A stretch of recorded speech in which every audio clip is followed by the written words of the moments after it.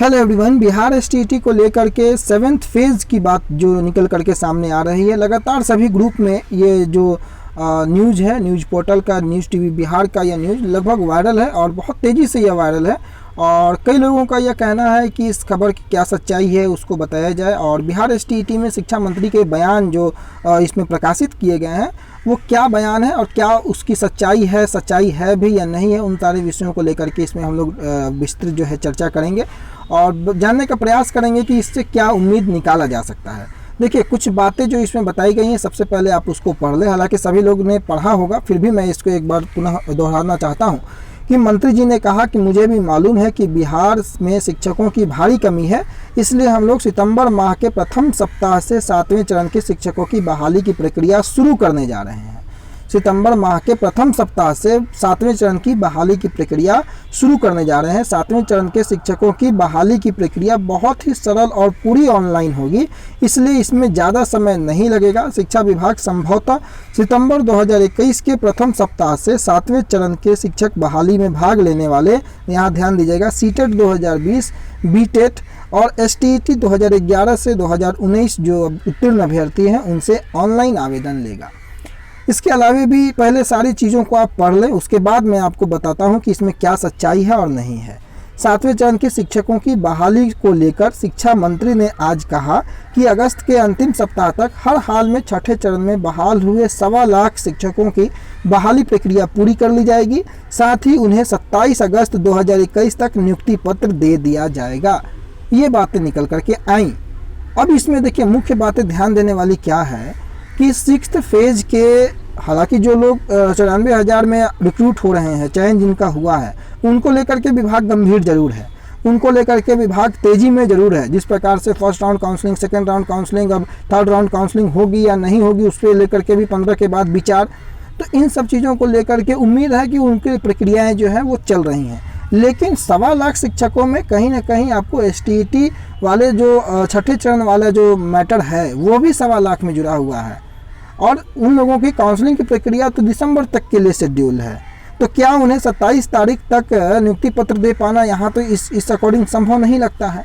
दूसरी महत्वपूर्ण बात कि एक तरफ मंत्री जी यह कह रहे हैं कि सितंबर के प्रथम सप्ताह में ऑनलाइन आवेदन लिया जाएगा। अगर ये कह रहे हैं तो मैं इस खबर की पुष्टि नहीं करता हूँ, लेकिन जो प्रकाशित है उसकी मैं बात कर रहा हूँ। तो सितंबर के प्रथम सप्ताह में अगर ऑनलाइन आवेदन लेने की बात अगर मंत्री जी कह रहे हैं, तो फिर दिसंबर में जो काउंसलिंग होने वाली है उस काउंसलिंग का क्या? मामला यहीं पर आकर के फंसता है और यहीं पर कॉन्ट्राडिक्ट हो जाता है, क्योंकि जब छठे चरण की बात हो रही है तो छठे चरण की समाप्ति के बाद ही 7वें चरण की स्टार्टिंग की बात हो रही है। तो क्या मंत्री जी ने छठे चरण 94,000 जो प्राइमरी और अपर प्राइमरी की समाप्ति के बाद की बातें कहीं? लेकिन 1.25 लाख शिक्षकों की अगर आप बात करें तो 1.25 लाख में कहीं ना कहीं एसटीईटी 2011 वालों का जो काउंसलिंग जो शेड्यूल्ड पहले से था और अब उसको बढ़ा करके दिसंबर तक ले जाया गया है, वो अभी शामिल हो जाते हैं। और कहीं ना कहीं जब तक उनकी प्रक्रिया नहीं हो पाती है तब तक तो प्रक्रिया शुरू हो पाना थोड़ा सा इसमें जो है वो कन्फ्यूजन वाला माहौल लगता है कि क्या ये चीज़ें पॉसिबल है। लेकिन फिर भी देखना होगा कि क्या मंत्री महोदय वाकई में ऐसी बातों को कहें, और अगर सितंबर के पहले सप्ताह में जिस प्रकार से वो कह रहे हैं अगर हो जाता है तो वेल एंड गुड, इसमें किसी को किसी प्रकार की परेशानी नहीं होनी चाहिए।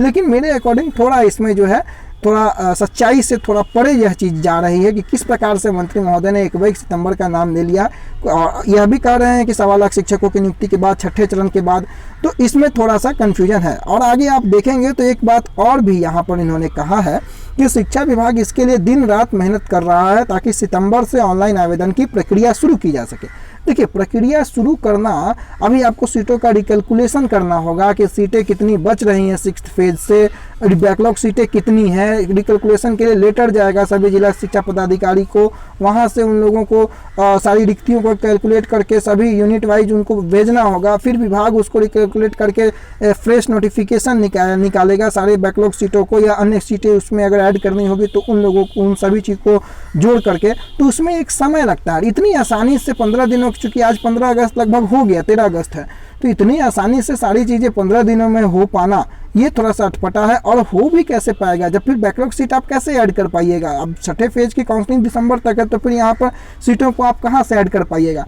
तो इन सभी मुश्किलात का सामना इस तथ्य से निकल करके आता है कि अगर ऐसा होता है तो इन सारी मुश्किलों को सामना करना पड़ सकता है। और आशंका भी देखिए, चूंकि पंचायत चुनाव भी बीच में है, उसका भी जिक्र यहाँ पर कर दिया गया है कि यही शिक्षा मंत्री ने आशंका भी जताई कि यदि बिहार में होने वाले आगामी पंचायत चुनाव के कारण 7वें चरण के शिक्षक बहाली के लिए आवेदन आमंत्रित करने और नोटिफिकेशन जारी करने में विलंब होने की स्थिति में 7वां चरण शिक्षक बहाली प्रक्रिया बिहार पंचायत चुनाव समापन के तुरंत बाद ही शुरू कर दिया जाएगा।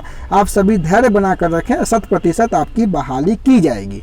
यहाँ पर तो अब आपको पता है कि 20 तारीख को जो है वो डेट का अनाउंसमेंट जो 20 अगस्त को ही होने वाला है और वो नवंबर तक 25 नवंबर तक जा रहा है।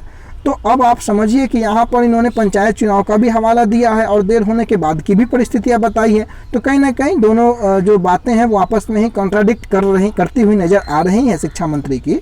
तो अगर पंचायत चुनाव से प्रभावित होता है तो इनका कहना है कि उसके बाद, यानी कि ऑब्वियस है कि 25 नवंबर तक पंचायत चुनाव जाने वाला है, तो उसके बाद यानी कि दिसंबर, और दिसंबर में शेड्यूल तय है। तो ये चीज़ें सही हो सकती हैं कि दिसंबर में उनका शेड्यूल तय है और दिसंबर में उनकी काउंसलिंग 10 दिसंबर तक हो जाए। तो हो सकता है कि दिसंबर लास्ट तक उनका सारा जो प्रोसेस है वो कंप्लीट करके उसके बाद ही आपको 7वें फेज को लेकर के कैलकुलेशन फिट बैठती है। ये चीज़ में थोड़ी सच्चाई जरूर नज़र आ सकती है, लेकिन उसमें मुझे यकीन कर पाना थोड़ा सा जो मुश्किल है कि सितंबर प्रथम सप्ताह में नोटिफिकेशन आ जाएगा। आपस में ही जो सारी परिस्थितियां हैं वो कॉन्ट्राडिक्ट होती हुई नजर आ रही हैं, इसलिए उस बिंदु को लेकर के मैं आश्वस्त उतना नहीं हूं।